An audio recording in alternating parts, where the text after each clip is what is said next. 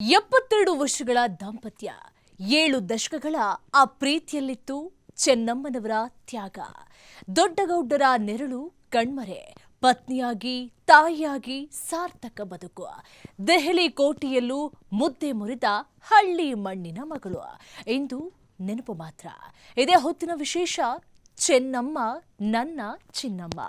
ನಾನು ನಿರೀಕ್ಷಾ ನಾಗರಾಜ್. ಒಂದಲ್ಲ ಎರಡಲ್ಲ 72 ವರ್ಷಗಳ ದಾಂಪತ್ಯ ಜೀವನ. ಗಂಡ ಹೆಂಡತಿ ಅಂದ್ರೆ ದೇವೇಗೌಡ ದಂಪತಿ ಅಂತಿರಬೇಕು ಎನ್ನುವಂತಿದ್ರು ಈ ಅಮರ ಜೋಡಿಗಳು. ಸರಿಸುಮಾರು 7 ದಶಕದ ಆ ಪ್ರೀತಿಯಲ್ಲಿತ್ತು ಚೆನ್ನಮ್ಮನವರ ತ್ಯಾಗ. ದೇವೇಗೌಡರ ನೆರಳಿನಂತಿದ್ದ ಜೀವ ಕಣ್ಮರೆಯಾಯಿತು ಅಂದ್ರೆ ಆ ಹಿರಿಜೀವಕ್ಕೆ ಅದೆಂಥ ಸಂಕಟ ಆಗಿರಬೇಡ ಹೇಳಿ. ಬನ್ನಿ, ದೇವೇಗೌಡರಿಗಾಗಿ ಧರ್ಮಪತ್ನಿ ಚೆನ್ನಮ್ಮ ಅದೆಂಥ ಸಾರ್ಥಕ ಬದುಕನ್ನ ಬದುಕಿದ್ರು ಅಂತ ನೋಡೋಣ. 72 ವರ್ಷಗಳ ದಾಂಪತ್ಯ, 7 ದಶಕದ ಆ ಪ್ರೀತಿಯಲ್ಲಿತ್ತು ಚೆನ್ನಮ್ಮನವರ ತ್ಯಾಗ. ದೊಡ್ಡಗೌಡ್ರ ನೆರಳು ಕಣ್ಮರೆ, ಪತ್ನಿಯಾಗಿ ತಾಯಿಯಾಗಿ ಸಾರ್ಥಕ ಬದುಕು. ದೆಹಲಿ ಕೋಟೆಯಲ್ಲೂ ಮುದ್ದೆ ಮುರಿದ ಹಳ್ಳಿ ಮಣ್ಣಿನ ಮಗಳು. ಇಂದು ನೆನಪು ಮಾತ್ರ. ಅದು ಹಸಿರು ಗದ್ದೆಗಳ ಮಣ್ಣಿನ ವಾಸನೆಯ ಹಾಸನದ ಒಂದು ಪುಟ್ಟ ಹಳ್ಳಿ. ಅಂದು ದೇವೇಗೌಡರ ಕೈ ಹಿಡಿದು ಹೆಜ್ಜೆ ಇಟ್ಟಾಗ ಚೆನ್ನಮ್ಮನವರಿಗೆ ಗೊತ್ತಿರಲಿಲ್ಲ ತಾನು ಕಟ್ಟಲಿರುವ ಸಂಸಾರ ಕೇವಲ 4 ಗೋಡೆಗಳ ಮಧ್ಯೆ ಮುಗಿಯುವಂಥದ್ದಲ್ಲ ಎಂದು. ಗೌಡರು ಮಣ್ಣಿನ ಮಕ್ಕಳ ಪರವಾಗಿ, ರೈತರ ಹಕ್ಕುಗಳಿಗಾಗಿ ಬೀದಿಗಿಳಿದು ಹೋರಾಡಲು ಹೊರಟಾಗ ಚೆನ್ನಮ್ಮನವರು ಮನೆಯ ಜವಾಬ್ದಾರಿಯನ್ನ ಹೆಗಲಿಗೇರಿಸಿಕೊಂಡರು.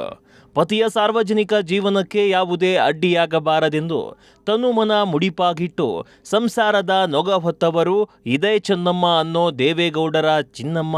ರಾಜಕೀಯವೆಂಬುದು ಸುಲಭದ ಹಾದಿಯಲ್ಲ, ಅದು ಹೂವಿನ ಹಾಸಿಗೆಯೂ ಅಲ್ಲ. ದೇವೇಗೌಡರು ದಿನಗಟ್ಟಲೆ ತಿಂಗಳುಗಟ್ಟಲೆ ಜನರ ಮಧ್ಯೆ ಇರುತ್ತಿದ್ದಾಗ ಮನೆಯಲ್ಲಿ ಮಕ್ಕಳನ್ನ ಸಾಕಿ ಸಲಹುವ ಸಂಪೂರ್ಣ ಜವಾಬ್ದಾರಿ ಚೆನ್ನಮ್ಮನವರದಾಗಿತ್ತು. ಹಬ್ಬ ಹರಿದಿನಗಳಲ್ಲಿ, ಕಷ್ಟದ ದಿನಗಳಲ್ಲಿ ಪತಿಯ ಸಾನ್ನಿಧ್ಯವಿಲ್ಲದಿದ್ದರೂ ಆ ಒಂಟಿತನದ ನೋವನ್ನ ಕಣ್ಣೀರಲ್ಲಿ ಕರಗಿಸಿ ಮುಖದಲ್ಲಿ ಸದಾ ನಗು ನಗುತ್ತಾ ಗೌಡರಿಗೆ ಧೈರ್ಯ ತುಂಬಿದ ಮಹಾಮಾತೆ ಆಕೆ. ಪತಿಯ ದೇಶ ಸೇವೆಯೇ ತನ್ನ ಪ್ರೀತಿಯ ಪರಮಾವಧಿ ಎಂದು ನಂಬಿದವರು ಇದೇ ಚೆನ್ನಮ್ಮ.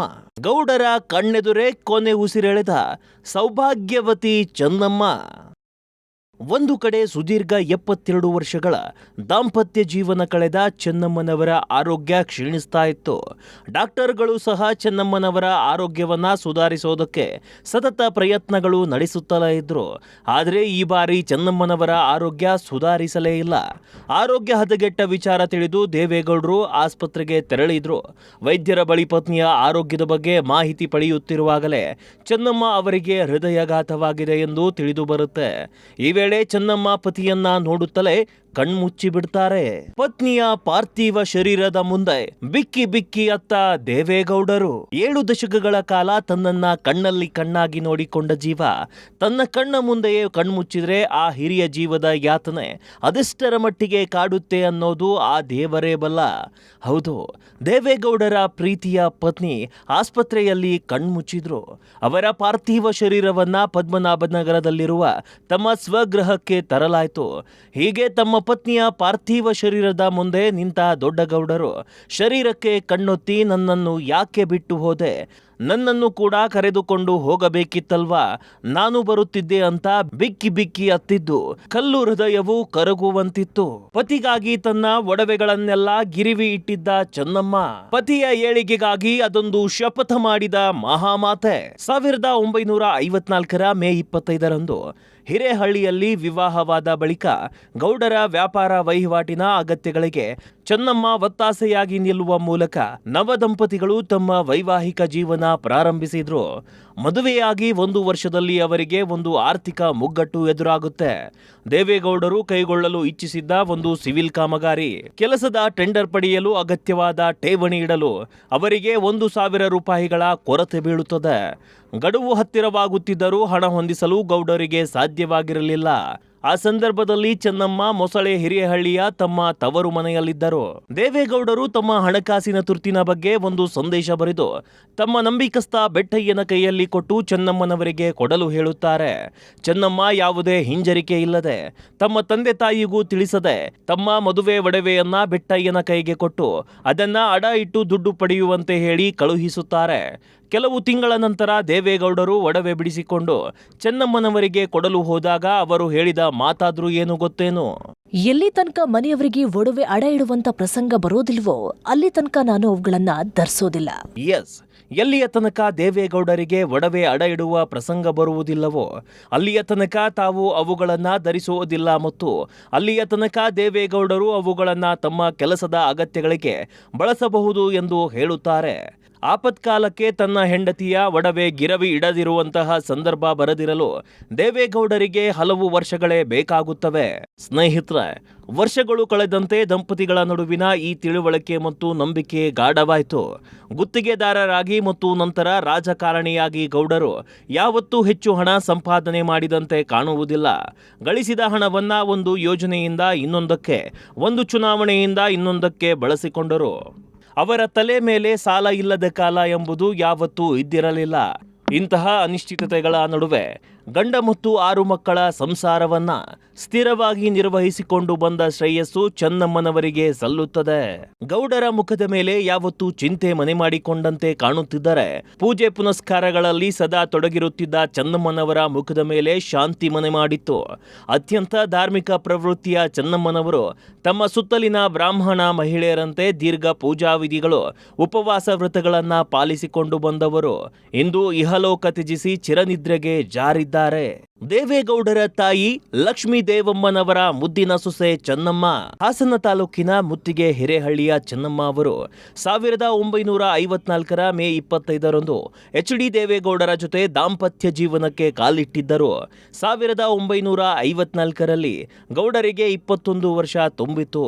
ಅವರ ತಂದೆ ತಾಯಿ ಅದೇ ತಾಲೂಕಿನ ಮುತ್ತಿಗೆ ಹಿರೇಹಳ್ಳಿಯ ಚೆನ್ನಮ್ಮನೊಂದಿಗೆ ಗೌಡರ ಮದುವೆ ನೆರವೇರಿಸಿದ್ದರು. ಮದುವೆಯಾಗುವ ಚೆನ್ನಮ್ಮನವರಿಗೆ 17 ವರ್ಷ ವಯಸ್ಸು. ಚೆನ್ನಮ್ಮ ಅವರ ತಂದೆ ಪಟೇಲ್ ದೇವೇಗೌಡ ಮತ್ತು ಕಾಳಮ್ಮ ಅವರ ಕುಟುಂಬವು ಹರದನಹಳ್ಳಿಯ ದೇವೇಗೌಡ ಅವರ ಕುಟುಂಬಕ್ಕಿಂತ ಸ್ವಲ್ಪ ಮಟ್ಟಿಗೆ ಹೆಚ್ಚಿನ ಸುಸ್ಥಿತಿಯಲ್ಲಿತ್ತು. ಚೆನ್ನಮ್ಮನವರ ತಂದೆ ಹಳ್ಳಿಯ ಪಟೇಲರಾಗಿದ್ದರು ಮತ್ತು ತಮ್ಮ ಹಳ್ಳಿಯಷ್ಟೇ ಅಲ್ಲದೆ ಸುತ್ತಮುತ್ತಲಿನ ಹಳ್ಳಿಗಳಲ್ಲಿ ಕೂಡ ಸಾಕಷ್ಟು ಪ್ರಭಾವ ಹೊಂದಿದ್ದರು. ಕಾಳಮ್ಮ ಪಟೇಲ್ ಗೌಡರ 3ನೇ ಪತ್ನಿಯಾಗಿದ್ದರು. ಅವರ ಮೊದಲ 2 ಪತ್ನಿಯರು ಕೂಡ ತೀರಿ ಹೋಗಿದ್ದರು. ದೇವೇಗೌಡರಂತೆ ಚೆನ್ನಮ್ಮ ಕೂಡ ತಮ್ಮ ತಂದೆ ತಾಯಿಗೆ ಚೊಚ್ಚಲ ಮಗು. ಮದುವೆ ನಿಶ್ಚಯವಾಗುವವರೆಗೂ ದೇವೇಗೌಡರು ಮತ್ತು ಚೆನ್ನಮ್ಮ ಪರಸ್ಪರ ಅಪರಿಚಿತರಾಗೇನೂ ಇರಲಿಲ್ಲ. ಚೆನ್ನಮ್ಮನವರ ತಾಯಿಯ ತವರು ಮನೆ ಹರದನಹಳ್ಳಿಯಲ್ಲಿ ಇದ್ದುದರಿಂದ ಅವರು ಹಬ್ಬ ಹರಿದಿನ ಜಾತ್ರೆಗೆಂದು ಅಲ್ಲಿಗೆ ಬರುತ್ತಿದ್ದರು. ಚೆನ್ನಮ್ಮನವರ ತಾಯಿಯ ತಂದೆ ಅಂದರೆ ತಾತ ಸುಬ್ಬೇಗೌಡರು ಚೆನ್ನಮ್ಮನವರ ತಂದೆಗಿಂತಲೂ ಹೆಚ್ಚು ಪ್ರಭಾವಿ ವ್ಯಕ್ತಿಯಾಗಿದ್ದರು. ಸಾಕಷ್ಟು ಜಮೀನು ಹೊಂದಿದ್ದ ಅವರು ಊರಿನ ಶ್ರೀಮಂತರಲ್ಲಿ ಒಬ್ಬರಾಗಿದ್ದರು. ಬಡ್ಡಿ ವ್ಯಾಪಾರದಲ್ಲಿ ತೊಡಗಿದ್ದ ಅವರು ಹಣ ವಾಪಸಾತಿಗೆ ಮುಸ್ಲಿಂ ಆಳುಗಳನ್ನ ಇರಿಸಿಕೊಂಡಿದ್ದರು. ಇದು ಆ ಕಾಲಕ್ಕೆ ಸಮಾಜದಲ್ಲಿ ಪ್ರತಿಷ್ಠಿತ ವಿಷಯವಾಗಿತ್ತು. ದೊಡ್ಡಗೌಡರಿಗೆ ಮಗನ ವಿದ್ಯಾಭ್ಯಾಸಕ್ಕೆ ಹಣಕಾಸಿನ ಸಹಾಯವನ್ನು ಕೂಡ ಸುಬ್ಬೇಗೌಡರು ಮಾಡಿದ್ದರು. ಚೆನ್ನಮ್ಮ ಅವರನ್ನ ಸೊಸೆಯಾಗಿ ತರಬೇಕೆಂಬುದು ದೇವೇಗೌಡರ ತಾಯಿ ಲಕ್ಷ್ಮೀ ದೇವಮ್ಮನವರ ಇಚ್ಛೆಯಾಗಿತ್ತು. ಚೆನ್ನಮ್ಮನವರು ಕೂಡ ಉತ್ತಮ ಅಂಕಗಳೊಂದಿಗೆ ಪ್ರಾಥಮಿಕ ಶಾಲಾ ಶಿಕ್ಷಣ ಮುಗಿಸಿದ್ದರು. ಆ ಕಾಲಕ್ಕೆ ಮೈಸೂರು ರಾಜಸಂಸ್ಥಾನದ ಸಾಂಪ್ರದಾಯಿಕ ಮನೆತನಗಳಲ್ಲಿ ಹೆಣ್ಣು ಮಕ್ಕಳು ಹೆಚ್ಚೆಂದರೆ 7ನೇ ತರಗತಿ ತನಕ ಮಾತ್ರ ವಿದ್ಯಾಭ್ಯಾಸವನ್ನ ಮುಂದುವರಿಸಲು ಅವಕಾಶವಿತ್ತು ಅನ್ನೋದು ಗಮನಾರ್ಹ. ಭಾರತದ ಮಾಜಿ ಪ್ರಧಾನಿ ಎಚ್ ಡಿ ದೇವೇಗೌಡರ ಧರ್ಮಪತ್ನಿ, ಸರಳತೆಯ ಸಾಕಾರ ಮೂರ್ತಿ ಚೆನ್ನಮ್ಮ ಅವರ ಜೀವನ ಒಂದು ಮೌನ ಕಾವ್ಯ. ರಾಜಕಾರಣದ ಚದುರಂಗದಾಟ, ಅಧಿಕಾರದ ಉನ್ನತ ಶಿಖರ, ಸೋಲು ಗೆಲುವುಗಳ ನಡುವೆಯೂ ಕೇವಲ ಒಬ್ಬ ಗೃಹಿಣಿಯಾಗಿ, ತಾಯಿಯಾಗಿ ಅವರು ನಡೆಸಿದ ಬದುಕು ಕೋಟ್ಯಾಂತರ ಜನರಿಗೆ ಆದರ್ಶ. ಎಚ್ ಡಿ ದೇವೇಗೌಡರ ನೆರಳಾಗಿ ಅವರ ಯಶಸ್ಸಿನ ಹಿಂದಿನ ಶಕ್ತಿಯಾಗಿ ನಿಂತ ಚೆನ್ನಮ್ಮ ಅವರ ಬಗ್ಗೆ ಜಗತ್ತಿಗೆ ಅಷ್ಟಾಗಿ ತಿಳಿಯದ, ಮನ ಕಲುಕುವ ಭಾವನಾತ್ಮಕ ಸಂಗತಿಯನ್ನು ಒಳಗೊಂಡಂಥ ಒಂದಷ್ಟು ಮಾಹಿತಿ ಇಲ್ಲಿದೆ. ಅಧಿಕಾರದ ಹಪಾಹಪಿತನವಿಲ್ಲದ, ಹೆಮ್ಮೆಯ ಅಹಂಕಾರವಿಲ್ಲದ ಚೆನ್ನಮ್ಮನವರು ಹುಟ್ಟಿ ಬೆಳೆದದ್ದು ಹಾಸನ ಜಿಲ್ಲೆಯ ಒಂದು ಸಣ್ಣ ಹಳ್ಳಿಯಲ್ಲಿ. ಸಾಮಾನ್ಯ ಗ್ರಾಮೀಣ ಪರಿಸರದಲ್ಲಿ ಬೆಳೆದ ಅವರಿಗೆ ಅದ್ದೂರಿತನ ಎಂದಿಗೂ ಒಗ್ಗಲಿಲ್ಲ. ದೇವೇಗೌಡರ ಕೈ ಹಿಡಿದು ಬಂದ ದಿನದಿಂದ ಇಂದಿನವರೆಗೆ ಅವರು ಅಪ್ಪಟ ಹಳ್ಳಿಯ ಸೊಗಡನ್ನ, ಮಣ್ಣಿನ ಗುಣವನ್ನ ಹಾಗೆ ಉಳಿಸಿಕೊಂಡಿದ್ದಾರೆ. ಪ್ರಧಾನಿ ಪತ್ನಿಯಾದ ಮೇಲೂ ಅವರಲ್ಲಿದ್ದ ಆ ಹಳ್ಳಿಯ ಮುಗ್ಧತೆ ಕರಗಿಲ್ಲ ಎನ್ನುವುದೇ ಅವರ ವ್ಯಕ್ತಿತ್ವದ ದೊಡ್ಡ ಹೆಮ್ಮೆ. ದೇವೇಗೌಡರು ರಾಜಕೀಯಕ್ಕೆ ಕಾಲಿಟ್ಟ ಆರಂಭ ದಿನಗಳು ಸುಲಭದ್ದಾಗಿರಲಿಲ್ಲ. ಸದಾ ಜನರ ನಡುವೆ ಇರುತ್ತಿದ್ದ ಗೌಡರಿಗೆ ಸಂಸಾರದ ಕಡೆ ಗಮನ ಹರಿಸಲು ಸಮಯವೇ ಸಿಗುತ್ತಿರಲಿಲ್ಲ. ಆ ಕಡು ಕಷ್ಟದ ದಿನಗಳಲ್ಲಿ ಆರ್ಥಿಕ ತೊಂದರೆಗಳಿದ್ದಾಗಲೂ ಚೆನ್ನಮ್ಮನವರು ಧೃತಿಗೆಡಲಿಲ್ಲ. ಒಪ್ಪತ್ತಿನ ಊಟಕ್ಕೂ ಪರದಾಡುವಂತಹ ಪರಿಸ್ಥಿತಿ ಬಂದಾಗಲೂ ಪತಿಗೆ ತೊಂದರೆ ಕೊಡದೆ ಮಕ್ಕಳನ್ನ ಹಸಿವಿನಿಂದ ಕಾಯ್ದ ಜಗನ್ಮಾತೆಯವರು. ತುರ್ತು ಪರಿಸ್ಥಿತಿಯ ಸಮಯದಲ್ಲಿ ದೇವೇಗೌಡರು ಜೈಲು ಸೇರಬೇಕಾಗಿ ಬಂದಾಗ ಚೆನ್ನಮ್ಮನವರ ಇಡೀ ಜಗತ್ತೇ ಕತ್ತಲಾಗಿತ್ತು. ಚಿಕ್ಕ ಚಿಕ್ಕ ಮಕ್ಕಳನ್ನ ಕಟ್ಟಿಕೊಂಡು ಸಮಾಜದ ನಿಂದನೆ ಭಯದ ನಡುವೆ ಅವರು ಕಳೆದ ದಿನಗಳು ಅತ್ಯಂತ ಕರುಣಾಜನಕವಾಗಿದ್ದವು.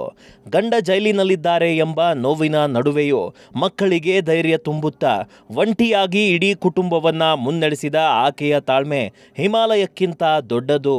ತಮ್ಮ ಪತಿ ದೇಶದ ಅತ್ಯುನ್ನತ ಹುದ್ದೆಯಾದ ಪ್ರಧಾನಮಂತ್ರಿಯಾಗಿ ಪ್ರಮಾಣ ವಚನ ಸ್ವೀಕರಿಸುವಾಗಲೂ ಚೆನ್ನಮ್ಮನವರು ದೆಹಲಿಯ ಐಷಾರಾಮಿ ಜೀವನಕ್ಕೆ ಮಾರು ಹೋಗಲಿಲ್ಲ. ರೇಷ್ಮೆ ಸೀರೆಗಳ ವೈಭೋಗಕ್ಕಿಂತ ತಮ್ಮ ಎಂದಿನ ಕಾಟನ್ ಸೀರೆಯಲ್ಲೇ ಅವರು ದೆಹಲಿಯ ಪ್ರಧಾನಿ ನಿವಾಸ ಪ್ರವೇಶಿಸಿದ್ದರು. ವಿಶ್ವದ ದೊಡ್ಡ ದೊಡ್ಡ ನಾಯಕರು ಎದುರಾದಾಗಲೂ ತಮ್ಮತನವನ್ನ ಬಿಟ್ಟುಕೊಡದ ಅವರ ಸರಳತೆ ಇಂದಿಗೂ ಒಂದು ಇತಿಹಾಸ. ದೆಹಲಿಯ ರೇಸ್ ಕೋರ್ಸ್ ರೋಡ್ನ ಪ್ರಧಾನಿ ನಿವಾಸಕ್ಕೆ ಹೋದ ಮೇಲೂ ಚೆನ್ನಮ್ಮನವರು ಅಲ್ಲಿನ ಅಡುಗೆ ಭಟ್ಟರಿಗೆ ಅಡುಗೆ ಮನೆಯನ್ನ ಬಿಟ್ಟುಕೊಡಲಿಲ್ಲ. ತಾವೇ ಖುದ್ದಾಗಿ ನಿಂತು ಪತಿಗೆ ಇಷ್ಟವಾದ ರಾಗಿ ಮುದ್ದೆ ಬಸ್ಸಾರು ಮಾಡುತ್ತಿದ್ದರು.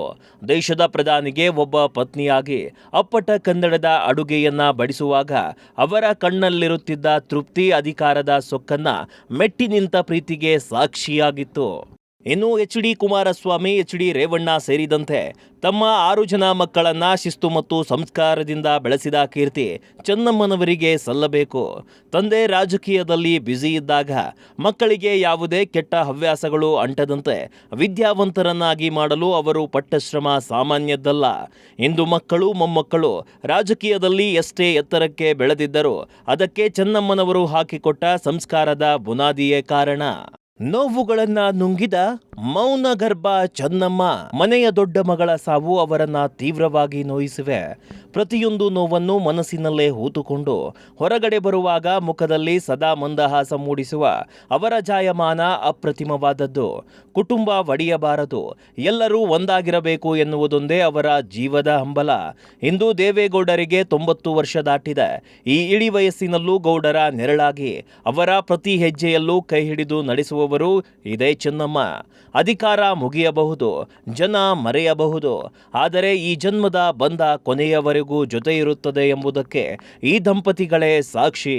ದೇವೇಗೌಡರು ಎಂಬ ಮಹಾವೃಕ್ಷಕ್ಕೆ ಜಗತ್ತಿಗೆ ಕಾಣದ ಬೇರಾಗಿ ನಿಂತ ಚೆನ್ನಮ್ಮನವರ ತ್ಯಾಗದ ಬದುಕು ಎಂದಿಗೂ ಕೂಡ ಅನನ್ಯ. ಮಾಜಿ ಪ್ರಧಾನಿ ಎಚ್.ಡಿ. ದೇವೇಗೌಡರ ನೆರಳಾಗಿ ಅವರ 7 ಬೀಳುಗಳ ಸುದೀರ್ಘ ಪಯಣದಲ್ಲಿ ಧೃತಿಗೆಡದೆ ಜೊತೆಯಾಗಿದ್ದ ತ್ಯಾಗಮಯಿ ಚೆನ್ನಮ್ಮನವರ ಕೊನೆಯ ದಿನಗಳು ಹೇಗಿದ್ವು? ಎಲ್ಲಿದೆ ನೋಡಿ ಆ ಮನಮಿಡಿಯುವ ವಿವರಣೆ. ದಶಕಗಳ ಕಾಲ ರಾಜಕೀಯದ ಚಂಡಮಾರುತ ಎದುರಿಸಿದ ದೇವೇಗೌಡರಿಗೆ ಚೆನ್ನಮ್ಮನವರೇ ಏಕೈಕ ನೆಮ್ಮದಿಯ ತಾಣವಾಗಿದ್ದರು. ಇಬ್ಬರಿಗೂ ವಯಸ್ಸಾಗಿತ್ತು, ದೇಹ ಬಳಲಿತ್ತು. ಆದರೂ ದೆಹಲಿಯ ಪದ್ಮನಾಭನಗರದ ಮನೆಯಲ್ಲಿ ಒಬ್ಬರ ಕೈಯನ್ನ ಮತ್ತೊಬ್ಬರು ಹಿಡಿದು ಒಬ್ಬರ ಮುಖವನ್ನ ಮತ್ತೊಬ್ಬರು ನೋಡುತ್ತಾ ಕಾಲ ಕಳೆಯುತ್ತಿದ್ದ ಆ ದಿನಗಳು ಅತ್ಯಂತ ಭಾವುಕವಾಗಿದ್ವು. ಗೌಡರ ಆರೋಗ್ಯದ ಬಗ್ಗೆ ಸದಾ ಚಿಂತಿಸುತ್ತಿದ್ದ ಚೆನ್ನಮ್ಮನವರು ತಾವೇ ತೀವ್ರ ಅನಾರೋಗ್ಯಕ್ಕೆ ಒಳಗಾದಾಗ ಆ ಇಡೀ ಮನೆಯಲ್ಲಿ ಮೌನವೊಂದು ಆವರಿಸತೊಡಗಿತ್ತು. ಚೆನ್ನಮ್ಮನವರ ಆರೋಗ್ಯ ತೀರಾ ಕ್ಷೀಣಿಸಿ ಆಸ್ಪತ್ರೆಗೆ ದಾಖಲಾದಾಗ ಸದಾ ಗಟ್ಟಿಯಾಗಿದ್ದ ದೇವೇಗೌಡರು ಒಳಗೊಳಗೆ ನಡುಗಿ ಹೋಗಿದ್ದರು. ತನಗಾಗಿ ಇಡೀ ಜೀವನವನ್ನ ಸವೆಸಿದ ತನ್ನ ಅರ್ಧಾಂಗಿ ಹಾಸಿಗೆಯ ಮೇಲೆ ಮಲಗಿ ಒದ್ದಾಡುತ್ತಿರುವುದನ್ನ ನೋಡುವುದು ಆ ವೃದ್ಧ ನಾಯಕನಿಗೆ ಅಸಹನೀಯವಾಗಿತ್ತು. ಗೌಡರು ಆಸ್ಪತ್ರೆಯ ಬೆಡ್ ಪಕ್ಕದಲ್ಲಿ ಕುಳಿತು ಆಕೆಯ ಕೈಯನ್ನ ಹಿಡಿದು ಕಣ್ಣೀರು ಹಾಕುತ್ತಿದ್ದ ದೃಶ್ಯ ನೋಡಿದವರ ಕರುಳು ಹಿಂಡುವಂತಿತ್ತು. ಜಗತ್ತನ್ನೇ ಗೆದ್ದ ನಾಯಕನಿಗೆ ತನ್ನ ಜೀವದ ಗೆಳತಿಯನ್ನ ಉಳಿಸಿಕೊಳ್ಳಲು ವಿಧಿಲಿಖಿತದ ಮುಂದೆ ಸೋಲಬೇಕಾಗಿ ಬಂದ ಕಠಿಣ ಕ್ಷಣಗಳಾಗಿದ್ದವು ಅವು. ಕೊನೆಯ ದಿನಗಳಲ್ಲಿ ಮಾತುಗಳು ಕಡಿಮೆಯಾಗಿದ್ದವು, ಆದರೆ ಕಣ್ಣುಗಳು ಎಲ್ಲವನ್ನ ಹೇಳುತ್ತಿದ್ದವು. ತಾನು ಇನ್ನು ಹೆಚ್ಚು ದಿನ ಇರಲಾರೆ ಎಂಬ ಸತ್ಯ ಚೆನ್ನಮ್ಮನವರಿಗೂ ತಿಳಿದಿತ್ತು. ಆ ಕೊನೆಯ ಕ್ಷಣಗಳಲ್ಲಿ ಅವರು ತಮ್ಮ ಮಕ್ಕಳನ್ನ ಮೊಮ್ಮಕ್ಕಳನ್ನ ನೋಡುವುದಕ್ಕಿಂತ ಹೆಚ್ಚಾಗಿ ತನ್ನ ಒಡೆಯ ತನ್ನ ಹೆಗಲಿಗೆ ಹೆಗಲು ಕೊಟ್ಟ ಪತಿ ದೇವೇಗೌಡರನ್ನೇ ಮಂಕಾದ ಕಣ್ಣುಗಳಿಂದ ನೋಡುತ್ತಿದ್ದರು. ನನ್ನ ನಂತರ ಇವರನ್ನ ಚೆನ್ನಾಗಿ ನೋಡಿಕೊಳ್ಳಿ ಎನ್ನುವ ಮುಖಭಾವ ಅವರ ಮುಖದಲ್ಲಿ ಎದ್ದು ಕಾಣುತ್ತಿತ್ತು. ಆ ಮೌನ ವಿದಾಯ ಇಡೀ ಕುಟುಂಬವನ್ನ ಕಣ್ಣೀರಿನ ಕಡಲಲ್ಲಿ ಮುಳುಗಿಸಿತ್ತು. ಚೆನ್ನಮ್ಮನವರ ಕೊನೆಯ ದಿನಗಳು ಕೇವಲ ಒಂದು ಜೀವದ ಅಂತ್ಯವಾಗಿರಲಿಲ್ಲ. ಅದು ತ್ಯಾಗ, ತಾಳ್ಮೆ ಮತ್ತು ನಿಸ್ವಾರ್ಥ ಪ್ರೀತಿಯ ಒಂದು ಅದ್ಭುತ ಅಧ್ಯಾಯದ ಮುಕ್ತಾಯವಾಗಿತ್ತು. ಹಾಸನದ ಹಳ್ಳಿಯಿಂದ ದಿಲ್ಲಿಯ ಪ್ರಧಾನಿ ನಿವಾಸದವರೆಗಿನ ಸುದೀರ್ಘ ಹಾದಿಯಲ್ಲಿ ಎಲ್ಲವನ್ನೂ ನೀಡಿ ಮೌನವಾಗಿ ನಿರ್ಗಮಿಸಿದ ಆ ಮಹಾತಾಯಿಯ ನೆನಪುಗಳು ಇಂದಿಗೂ ಆ ಮನೆಯ ಗೋಡೆಗಳಲ್ಲಿ ಗೌಡರ ನೆನಪಿನ ಬುತ್ತಿಯಲ್ಲಿ ಜೀವಂತವಾಗಿವೆ. ದೇಹ ಮಾತ್ರ ಮಣ್ಣು ಸೇರಿತು, ಆದರೆ ಅವರ ತ್ಯಾಗದ ಕತೆ ಎಂದಿಗೂ ಅಮರ. ವೀಕ್ಷಕರೇ, ನೋಡಿದ್ರಲ್ಲ, ಇದಾಗಿತ್ತು ಹೊತ್ತಿನ TV5 ವಿಶೇಷ. ನೋಡ್ತಾ ಇರಿ TV5 ಕನ್ನಡ. ಇದು ವಾಸ್ತವದ ಪ್ರತಿರೂಪ.